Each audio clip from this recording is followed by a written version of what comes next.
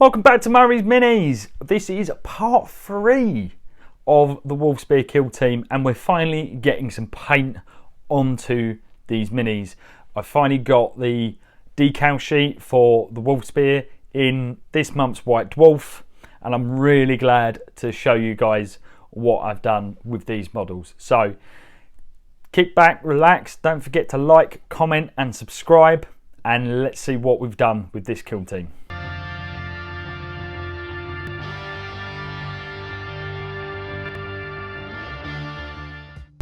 For this colour scheme, I went for deep, dark shadows, and with the capes, I have originally considered doing it in sort of a brown leather, but in the end I decided to go for cream, something that would reflect the environment a little bit better, because with the dark browns it would just kind of suck up all of that natural environmental colour, and it just wouldn't reflect in the way that I would want it to. So I went for more of a cream bright colour instead.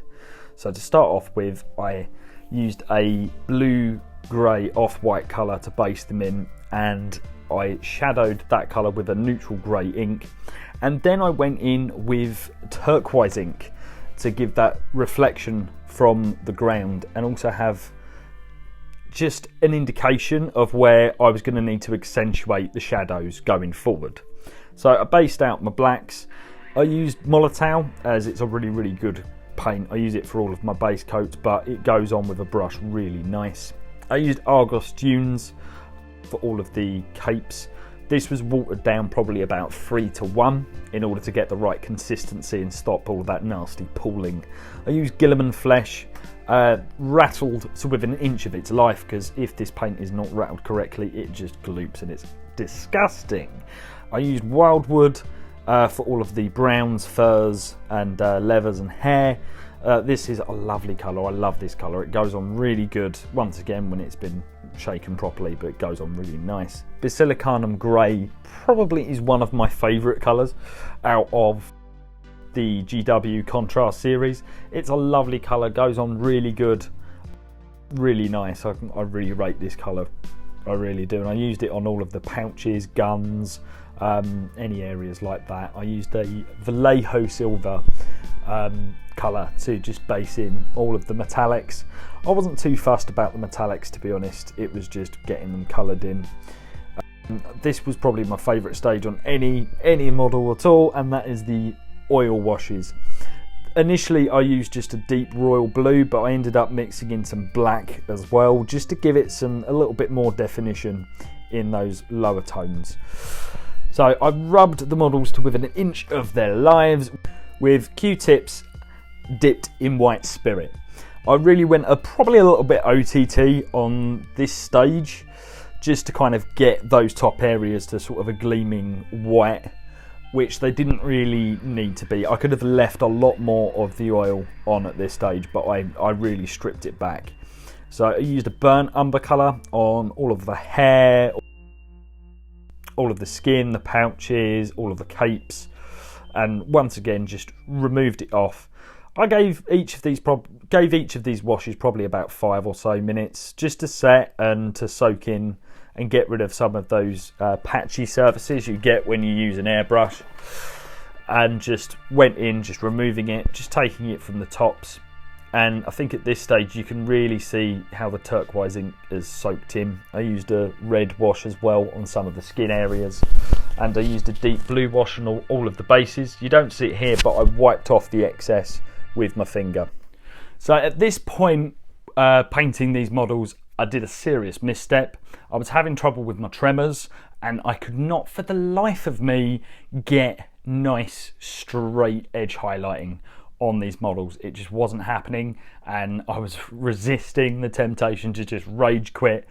But at this point, this series has been the most popular thing I've done on the channel so far, so I really didn't want to let you guys down. I didn't want there to be no conclusion to these videos. I really wanted to get a good paint job and have something decent to show off to you guys. So I had to take a completely different tact. I decided to stipple my edge highlighting instead of going for, you know, nice clean lines. I ended up going for something a little bit grittier, a little bit more rough and ready, which I hope with the overall aesthetic works, but it was a bit of a gamble and a bit of a risk, and I hope it's paid off. I decided to use Prussian blue to reintroduce some of the darker blue colours into all of the shadowy areas. In hindsight, if I had painted these models off of their bases, I probably could have achieved all of this step using the airbrush and the turquoise ink. So I think in hindsight, I'll probably do this instead if I want to achieve these shadows, but the effect still came out really nice. I used Arctic blue in a very heavy glaze to try and recorrect some of the highlights, because a lot of the armour was looking a very bright white instead of that grey blue colour that the Wolfspear are known for. So I used these two colours just to highlight in all of the highlights on the capes and robes. I used lots of stippling and lots of cross hatching to achieve a very rough and weathered look. Ultimately, this worked really well on the armour and the robes, and it just gave it a very, very feral look about it. Like, these guys had been in the wars, they've spent a long time sort of observing their prey and watching them from afar and just waiting for their like prime moment to pounce. And it was an effect that really worked well. I was very pleased with it. It's not something you can always get away with. There's a lot of other marine chapters where you're going to want all of these lines to be really nice and clean and crisp. But with something like the Wolfspear or something like the Space Wolves as well, you can absolutely get away with this style of highlighting, and I think it actually complements them really well, because they're a very, very rough and ready group of Space Marines, and I think it complements them. So I used Art White for most of the edge highlights, using the very same technique as before. Lots of stippling, lots of random dots and sort of lines and scratches. I actually used the previous colour that I glazed to get the blue-grey as the highlight for all of the shadow areas. That kind of helped to break things up a little bit and made the shadows look a little bit more convincing. If you just used a complete bright white over the whole thing, I don't think it'd look anywhere near as decent as this turned out. I think when it comes to shadow highlights, there is the temptation to use the same colour, but I would always say go a couple of shades down, because it really works. So I used these 3 different skin tones and I glazed them very, very gently over these areas, because they'd already had a couple of washes to give them tones. A few of them had already got the reflection from the overspray from the airbrush, so there was a lot of tonal information there, and I didn't want to saturate it too heavily with thick highlights. So I used a couple of different brown colours just to go for all of the browns, furs and the wood. I didn't take that much care with this step, as the browns weren't really the focal point of these models. So I just kind of went in very, very sort of generally and just built up the tones that were already there, just to give it a bit of servicing really. At this point, I watered down Black Templar's contrast quite a lot.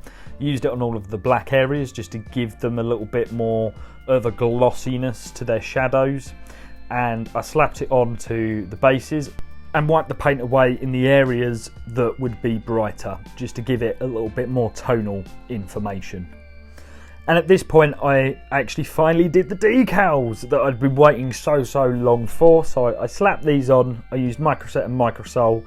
If you want your decals to look really nice and like they're painted on and with no bubbles, Microsol is just fantastic. It's a bit pricey, but I've been using this one bottle for about 4 years.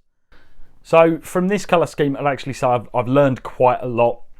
I'd used a lot of my initial techniques, which probably overcooked what I was doing.